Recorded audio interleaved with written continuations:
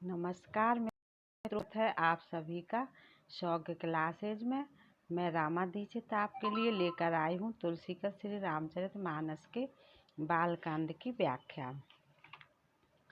तासु दशा देखी सखने पुलक गात जल नैन, कहु कारण निज हरस करे, पूछे सब मृदुवैन।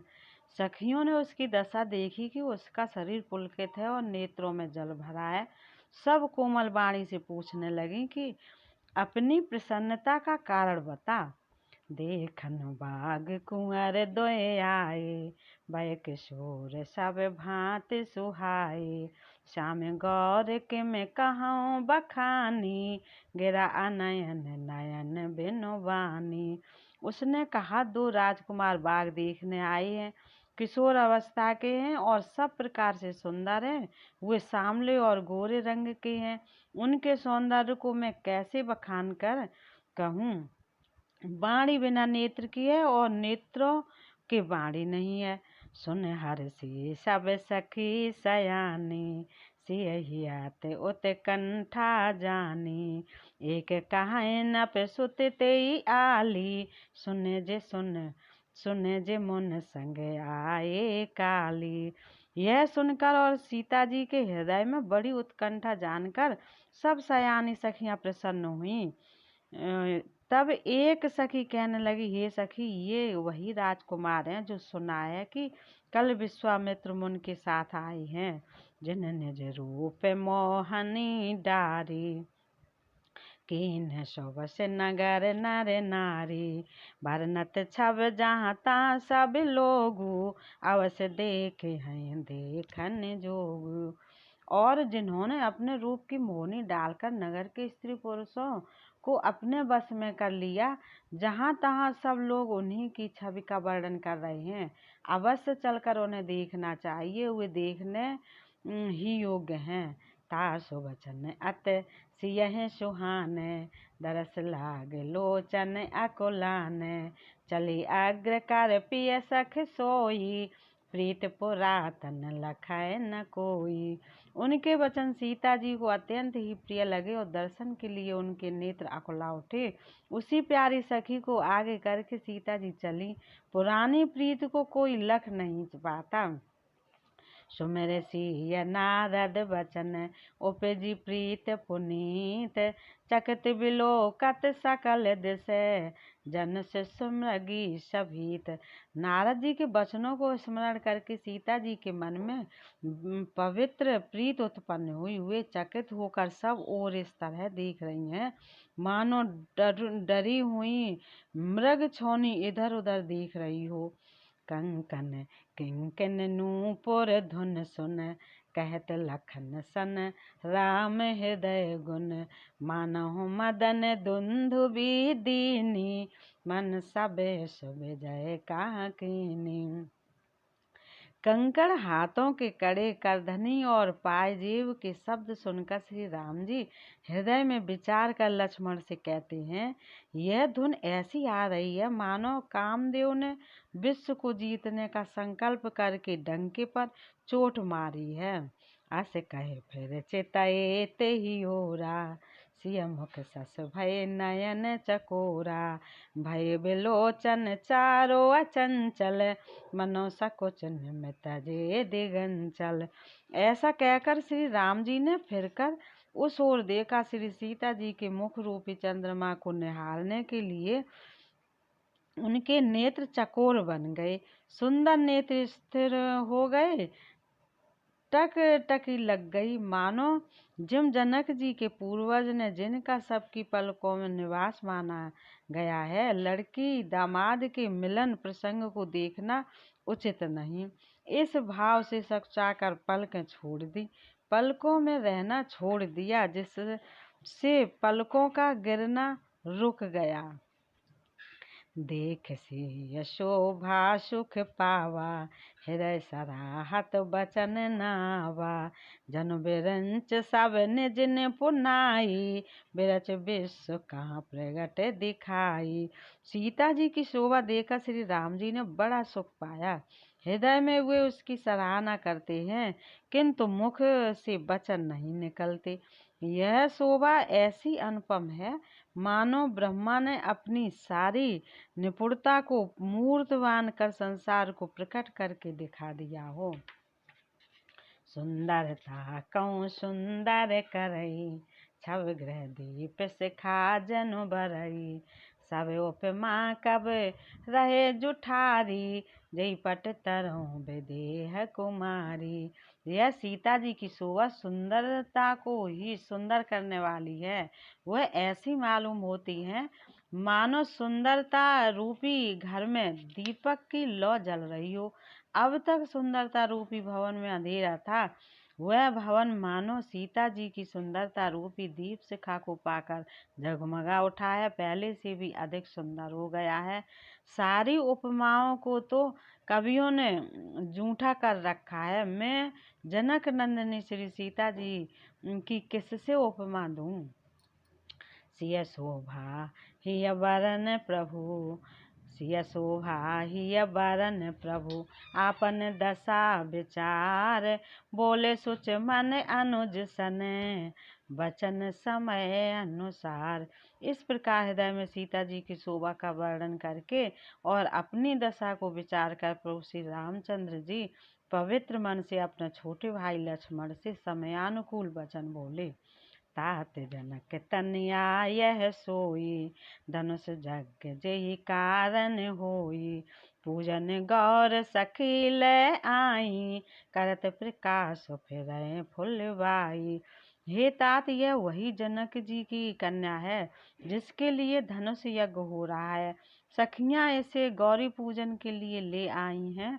यह फुलवाड़ी में प्रकाश करती हुई फिर रही हैं। जा शुभ लोक अलौकिक शोभा, सहज पुनीत मोर मन क्षोभा। सो सब कारण जान विधाता, फरकाएं सुभग अंग सुन भ्राता। जिसकी अलौकिक सुंदरता देखकर स्वभाव से ही पवित्र मेरा मन क्षुब्ध हो गया है, वह सब कारण अथवा उसका सब कारण तो विधाता जाने। किंतु हे भाई सुनो, मेरे मंगलदायक दाहिने अंग फड़क रहे हैं। रघुवंशन कर सहज सुभाऊ, मन को पंथ पग धरय न काऊ। मोयत सय प्रतीत मन केरी, जय सपने पर नार नहेरी। रघुवंशियों का यह सहज जन्मगत स्वभाव है कि उनका मन कभी कुमार्ग पर पैर नहीं रखता। मुझे तो अपने मन का अत्यंत ही विश्वास है कि जिसने जागृत की कौन कहे, स्वप्न में भी पराई स्त्री पर दृष्टि नहीं डाली है। जिनके लहाए नर पुरन पीठी, नहीं पावे परतिय मनु डीठी। मंगन लहाए न जिन कै नाही, ते नर वर थोड़े जग माही। रण में शत्रु जिनकी पीठ नहीं देख पाते, अर्थात जो लड़ाई के मैदान में भागते नहीं, पराई स्त्रियां जिनके मन और दृष्टि को नहीं खींच पाती, और भिखारी जिनके यहाँ से नहीं पाते, खाली हाथ नहीं लौटते, ऐसे श्रेष्ठ पुरुष संसार में थोड़े हैं। करत बत कहीं अनुज सन, मन विषय रूप लुभान। मुख सरोज मकरंद छवै, करय मधुपे विगपान। यों श्री राम जी छोटे भाई से बातें कर रहे हैं, पर मन सीता जी के रूप में लुभाया हुआ उनके मुख रूपी कमल के छवि रूप मकरंद रस को भौरे की तरह पी रहा है। चितवत चकित चहूँ दिस सीता, कहाँ गए न पे किशोर मन चिंता। जहाँ बिलोक मृग सावक नयनी, जनुता बरस कमल सित श्रेणी। सीता जी चकित होकर चारों ओर देख रही हैं। मन इस बात की चिंता कर रहा है कि राजकुमार कहाँ चले गए। बाल मृग नयनी, मृग के छौने की सी आंख वाली सीता जी जहाँ दृष्टि डालती हैं, वहाँ मानो श्वेत कमलों की कतार बरस जाती है। लता होठ तब सखन लखाए, श्यामल गौर किशोर सुहाए, देख रूप लोचन ललचान, हर से जनु निज निज पहचान। तब सखियों ने लता की ओट में सुंदर श्याम और गौर कुमारों को दिखलाया। उनके रूप को देखकर नेत्र ललचा उठे। वे ऐसे प्रसन्न हुए मानो उन्होंने अपना खजाना पहचान लिया। थके नयन रघुपति छब देखे, पलक नहु पर हरि निवेश। अधिक स्नेह दे भय भोरी, शरद ससै जन चितव चकोरी। श्री रघुनाथ जी की छब देखकर नेत्र थकित निश्चल हो गए, पलकों ने भी गिरना छोड़ दिया। अधिक स्नेह के कारण शरीर विह्वल बेकाबू हो गया, मानो शरद ऋतु के चंद्रमा की चकोरी बेसुध हुई देख रही हो। लोचन मगरा महि उरयानी, दीन पलक कपाट सयानी। जब सिय सखन प्रेम वस जानी, कह न सकें कछु मन सकुचानी।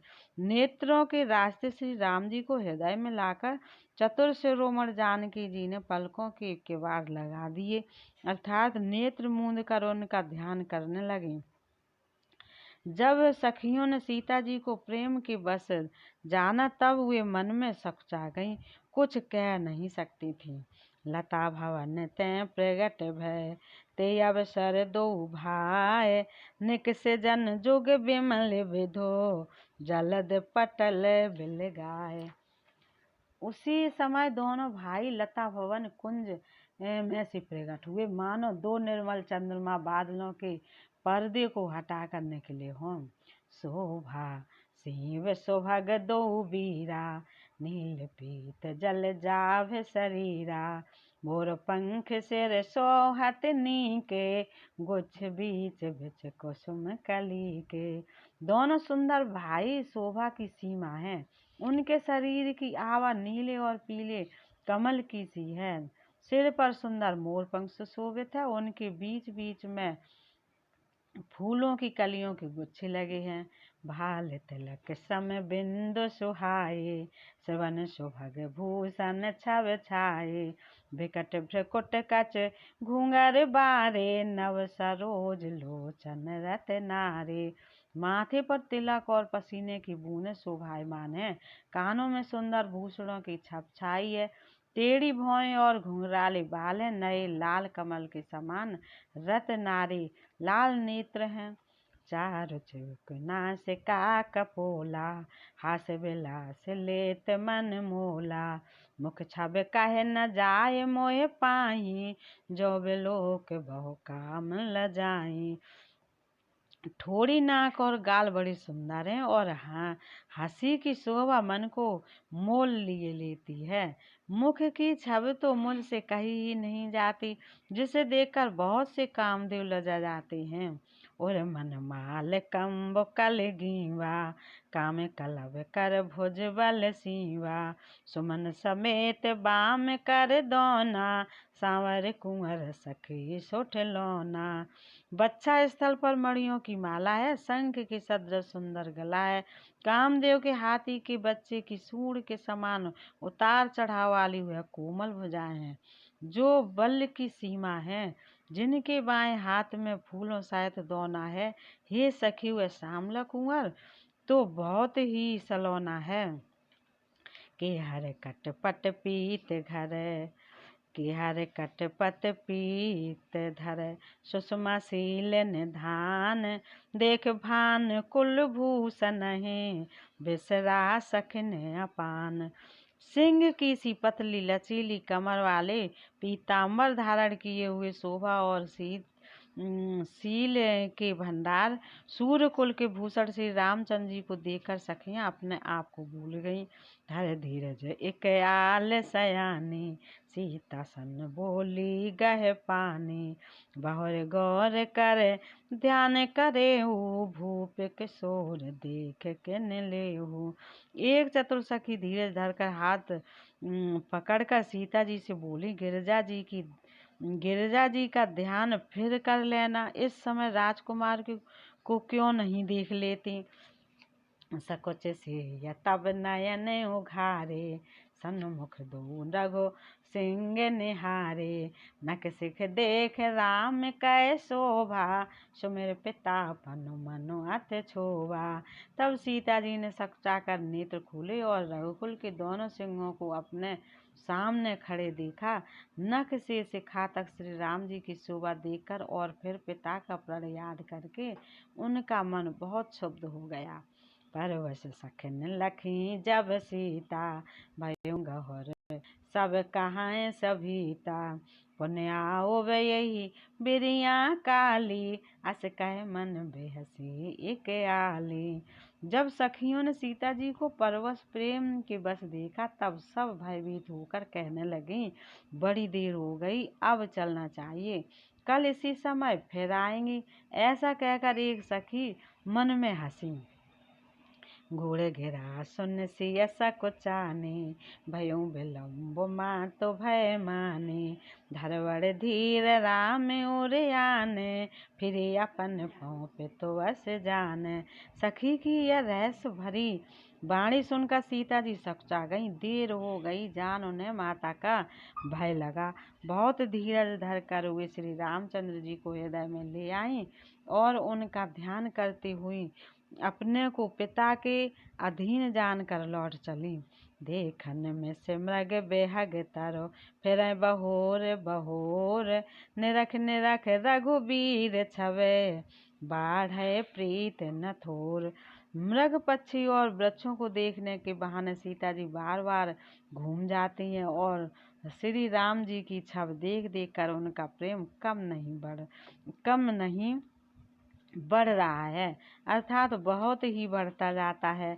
जान कठिन शिव चाप विशूरत, चले राख उर श्यामल मूरत, प्रभु जब जाते जान की जानी, सुख स्नेह शोभा गुण खानी। शिव जी को धनुष को कठोर जानकर वे विसूरती मन में विलाप करती हुई हृदय में श्री रामचंद्र जी की श्यामली मूर्ति को रखकर चली।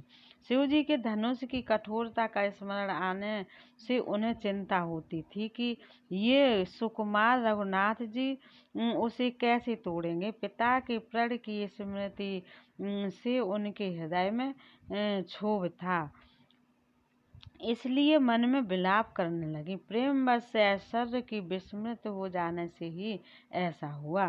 फिर भगवान के बल का स्मरण आते ही हुए हर्षित हो गई और सांवली छब को हृदय में धारण करके चली। प्रभु श्री राम जी ने जब सुख स्नेह शोभा और गुणों की खान श्री जानकी जी को जाती हुई जाना, परम प्रेम मय मृदु मस्किनी, चार चित्त भीति लिख लीनी, गई भवानी भवन बहोरी, बंद चरण बोली कर जोरी। तब परम प्रेम की कोमल स्याही बनाकर उनके स्वरूप को अपने सुंदर चित्त रूपी भित्त पर चित्रित कर लिया। सीता जी पुनः भवानी जी के मंदिर में गईं और उनके चरणों की वंदना करके हाथ जोड़कर बोली, जय जय गिरवर राज किशोरी, जय महेश मुख चंद चकोरी, जय गज बदन सड़ानन माता, जगत जनन दामिन दुति गाता। हे श्रेष्ठ पार्वती के राजा हिमांचल की पुत्री पार्वती, आपकी जय हो जय हो। हे महादेव के मुख रूपी चंद्रमा की ओर टकी लगाकर देखने वाली चकोरी, आपकी जय हो। हे हाथी के मुख वाले गणेश जी और 6 मुख वाले स्वामी कार्तिक जी की माता, हे जगत जननी, हे बिजली की सी कांति युक्त शरीर वाली, आपकी जय हो। नहीं तब आदि मध्य अवसाना, अमित प्रभाव वेद नहीं जाना, भव भव भव पराभव कारण, विष विमोहन सब से बिहारन। आपका न आदि है न मध्य है और न अंत है। आपके असीम प्रभाव को वेद भी नहीं जानते। आप संसार को उत्पन्न पालन और नाश करने वाली हैं, विश्व को मोहित करने वाली और स्वतंत्र रूप से विहार करने वाली हैं। पति देवता सुतीय महो, माँ तो प्रथम तव रेख, महिमा मित न सकहि कहे, सहस शारदा शेष। पति को इष्ट देव मानने वाली श्रेष्ठ नारियों में हे माता आपकी प्रथम गणना है। आपकी अपार महिमा को हजारों सरस्वती और शेष जी भी नहीं कह सकते। सेवत तो है सुलभ फल चारी, वरदायनी पुरार प्यारी। देव पूज पद कमल तुम्हारे, सुनर मुन सब हों सुखारे। हे भक्तों को मोह मांगा वर देने वाली, हे त्रिपुर के शत्रु शिव जी की प्रिय पत्नी, आपकी सेवा करने से चारों फल सुलभ हो जाते हैं।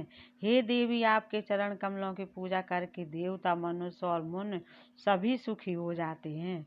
मोर मनोरथ जानहुनी के, बसों सदा और पुर सब ही के।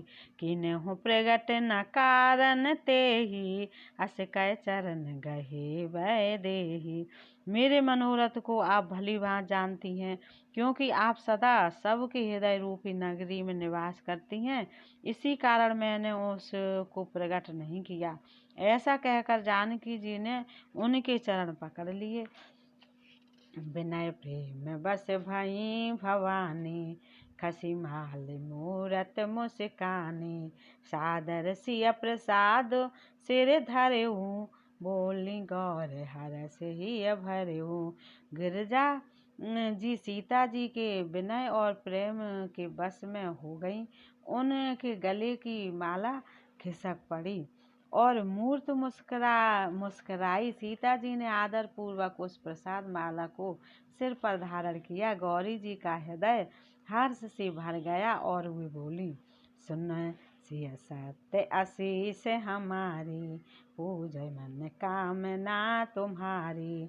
नारद बचन सदा सुच साचा, सोबरो मिलय जाहे मनोराचा।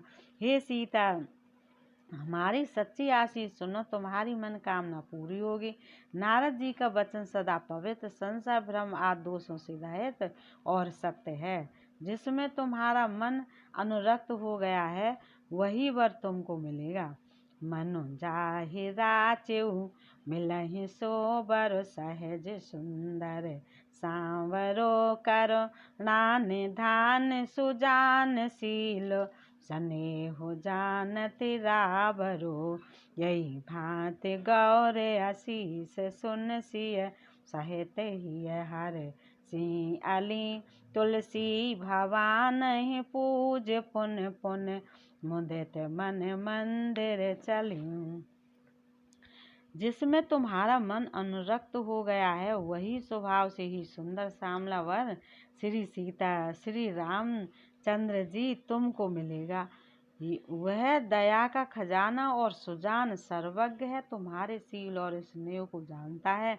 इस प्रकार श्री गौरी जी का आशीर्वाद सुनकर जानकी जी समेत सब सखियां हृदय में हर्षित हुई। तुलसीदास जी कहती हैं, भवानी जी को बार बार पूछकर सीता जी प्रसन्न मन से राजमहल को लौट चली। जान गौर अनुकूल, सियहि हरस न जाय कहे। मंजुल मंगल मूल, बाम अंग फरकन लगे। श्री गौरी जी को अनुकूल जानकर सीता जी के हृदय को जो हर्ष हुआ वह कहा नहीं जा सकता। सुंदर मंगलों के मूल उनके बाएं अंग फड़कने लगे। हृदय सराहत सिय लोलाई, हृदय सराहत सिय लोनाई। गुर समीप गबने दो भाई, राम कहा सब कौशुक पाई। सरल स्वभाव छुअत छल नाही। हृदय में सीता जी के सौंदर्य की सराहना करते हुए दोनों भाई गुरु जी के पास गए। श्री रामचंद्र जी ने विश्वामित्र जी से सब कुछ कह दिया, क्योंकि उनका सरल स्वभाव है, छल तो उसे छूता भी नहीं है। सुमन जाय मुन पूजा कीनी, पुण्य शीष दो भाईयन दीनी। सुफल मनोरथ हों तुम्हारे, राम लखन सुन भये सुखारे। फूल पाकर मुनि ने पूजा की, फिर दोनों भाइयों को आशीर्वाद दिया कि तुम्हारे मनोरथ सफल हों। यह सुनकर श्री राम लक्ष्मण सुखी हुए। कर भोजन मुन बर विज्ञानी, लगे कहन कछु कथा पुरानी। विगत दिवस गुरु आए सुपाई, संध्या करन चले दो भाई। श्रेष्ठ विज्ञानी मुन विश्वामित्र जी भोजन करके कुछ प्राचीन कथाएं कहने लगे। इतने में दिन बीत गया और गुरु की आज्ञा पाकर दोनों भाई संध्या करने चले। प्राचीन सस वहु सुहावा, सिय मुख सर से देख सुख पावा। बहुर विचार कीन मन माही, सिय बदन सम हिम कर नाही। उधर पूर्व दिशा में सुंदर चंद्रमा उदय हुआ। श्री रामचंद्र जी ने उसे सीता के मुख के समान देखकर सुख पाया। फिर मन में विचार किया कि यह चंद्रमा सीता जी के मुख के समान नहीं है। जन्म सिंध पुन बंधु विष, दिन मलिन सकलंक। सिय मुख समता पावक में, चंदो बापरो रंक। खारे समुद्र में तो इसका जन्म, फिर उसी समुद्र से उत्पन्न होने के कारण विष इसका भाई। दिन में यह मलिन शोभाहीन निस्तेज रहता है और कलंकी काले दाग से युक्त है। बेचारा गरीब चंद्रमा सीता जी के मुख की बराबरी कैसे पा सकता है। घटय बढ़य बिरय हिन दुखदाई, ग्रसय राहु निज संधय पाई। कोक शोक प्रद पंकज द्रोही, अवगुण बहुत चंद्रमा तोही। फिर यह घटता बढ़ता है और विरहिणी स्त्रियों को दुख देने वाला है। राहु अपनी संध में पाकर इसे ग्रस लेता है। चकवे को चकवी के वियोग का शोक देने वाला और कमल का बैरी उसे मुरझा देने वाला है। हे चंद्रमा, तुझ में बहुत से अवगुण हैं जो सीता जी में नहीं है। वैदेही मुख पट तर दीन, होए दोष बड़े अनुचित कीन। सिय मुख छब बेदो ब्याज बखानी, गुर पह चले निशा बढ़ जानी। अतः जानकी जी के मुख की तुझे उपमा देने में बड़ा अनुचित कर्म करने का दोष लगेगा। इस प्रकार चंद्रमा के बहाने सीता जी की मुख की छवि का वर्णन करके बड़ी रात हो गई। जान हुए गुरु जी के पास चले। कर मुन चरण सरोज प्रणामा, आय सुपाय कीन विश्रामा। विगत निसार रघुनायक जागे, बंधु बिलोक कहन अस लागे। मुनि के चरण कमलों में प्रणाम करके आज्ञा पाकर उन्होंने विश्राम किया। रात बीतने पर श्री रघुनाथ जी जागे और भाई को देखकर ऐसा कहने लगे। वह अरुण अब लोक होता था, पंकज कोक लोक सुख दाता। बोले लखन जोर जोग पानी, प्रभु प्रभाव सूचक मृदुवानी। हे तात देखो, कमल चक्रवाक और समस्त संसार को सुख देने वाला अरुणोदय हुआ है। लक्ष्मण जी दोनों हाथ जोड़कर प्रभु के प्रभाव को सूचित करने वाली कोमल वाणी बोले। अरुणोदय सकुचे कुमुद, उडगन ज्योत मलिन। जिम तुम्हारे आगमन सुने, भये नपत बलहीन। अरुणोदय होने से कुमुदनी सकचा गई और तारागणों का प्रकाश फीका पड़ गया। जिस प्रकार आपका आनंद सुनकर सब राजा बलहीन हो गए हैं। नप सब नखत करहि उजियारी, टार न सकै चाप तम भारी। कमल कोक मधुकर खग नाना, हर्ष सकल निशा अवसाना। सब राजा रूपी तारे उजाला मंद प्रकाश करते हैं, पर वे धनुष रूपी महान अंधकार को हटा नहीं सकते। रात्रि का अंत होने से जैसे कमल, चकवे, भौरे और नाना प्रकार के पक्षी हर्षित हो रहे हैं, ऐसे ही प्रभु सब भगत तुम्हारे, हुए टूटे धनुष सुखारे। वह भानु बिन श्रम तम नासा, दुर नखत जगते जो प्रकाशा। वैसे ही हे प्रभु, आपके सब भक्त धनुष टूटने पर सुखी होंगे। सूर्योदय हुआ, बिना ही परिश्रम अंधकार नष्ट हो गया। तारे छिप गए, संसार में तेज का प्रकाश हो गया। रवि निज उदय ब्याज रघुराया, प्रभु प्रताप सबन पन दिखाया। तब भुज बल महिमा दिघाटी, प्रगति धनु विघटन पर पाटी। हे रघुनाथ जी, सूर्य ने अपने उदय के बहाने सब राजाओं को प्रभु आपका प्रताप दिखलाया है। आपकी भुजाओं के बल की महिमा को उद्घाटित करके खोल कर दिखाने के लिए ही धनुष तोड़ने की यह पद्धति प्रकट हुई है। बंधु वचन सुन प्रभु मुझसे काने, होए सुच सहज पुनीत नहाने। नित्य क्रिया कर गुर पहि आए, चरण सरोज सुभग सिर नाये। भाई के वचन सुनकर प्रभु मुस्कुराए। फिर स्वभाव से ही पवित्र श्री रामचंद्र जी ने शौच से निवृत्त होकर स्नान किया और नित्य कर्म करके हुए गुरु जी के पास आए। आकर उन्होंने गुरु जी के सुंदर चरण कमलों में सिर नवाया। सतानंद तब जनक बुलाए, कौशिक मुनि पहि तुरत पठाए। जनक विनय तिन आए सुनाई, हर से बोल लिए दो भाई। तब जनक जी ने सतानंद जी को बुलाया और उन्हें तुरंत ही विश्वामित्र मुनि के पास भेजा। उन्होंने आकर जनक जी की विनती सुनाई। विश्वामित्र जी ने हर्षित होकर दोनों भाइयों को बुलाया। सतानंद पद बंध प्रभु बैठे गुरु पहि जाए, चलो तात मुन कहु तबे, पठवा जनक बुलाए। सतानंद जी के चरणों की वंदना करके प्रभु श्री रामचंद्र जी गुरु जी के पास जा बैठे। तब मुनि ने कहा, हे तात चलो, जनक जी ने बुला भेजा है।